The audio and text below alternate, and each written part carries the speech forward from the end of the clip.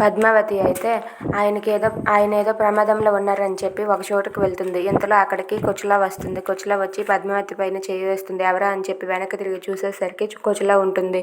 నువ్వు ఎవరికి చెప్పకుండా ఇంట్లో నుండి ఎక్కడికి వచ్చావేంటి, అసలు ఏ రేంజ్లో నువ్వు ఉన్నావో నాకు అర్థమైంది అని చెప్పి అంటూ ఉంటుంది. అది కాదు అత్తయ్య, ఆయన క్షేమంగా లేరని నాకు అర్థమవుతూ ఉండదు, అందుకే ఇక్కడికి వచ్చి ఉండాను అని చెప్పి అంటూ ఉంటుంది.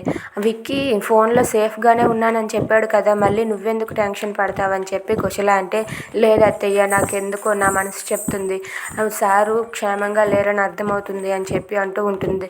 అయితే సరే, ఈ విషయంలో నా ఫుల్ సపోర్ట్ నీకే పద్మావతి, పద లోపలికి వెళ్ళి చూద్దాం విక్కీ ఉన్నాడో లేదో అని చెప్పి కుశల అంటుంది. ఇక పద్మావతికి ఫుల్ సపోర్ట్గా ఉండి పద్మావతిని తీసుకొని లోపలికి వెళ్తుంది. ఇక అక్కడ కట్లతో కట్టి పడేసి ఉంటాడు విక్రమాదిత్య. అది చూసి పద్మావతి అయితే సారు అని చెప్పి విక్కీ దగ్గరికి పరిగెత్తుకుంటూ వస్తుంది. అది విన్న విక్కీ అయితే పద్మావతి అని చెప్పి చాలా హ్యాపీగా ఫీల్ అవుతాడు. Thanks for watching friends, please subscribe our channel.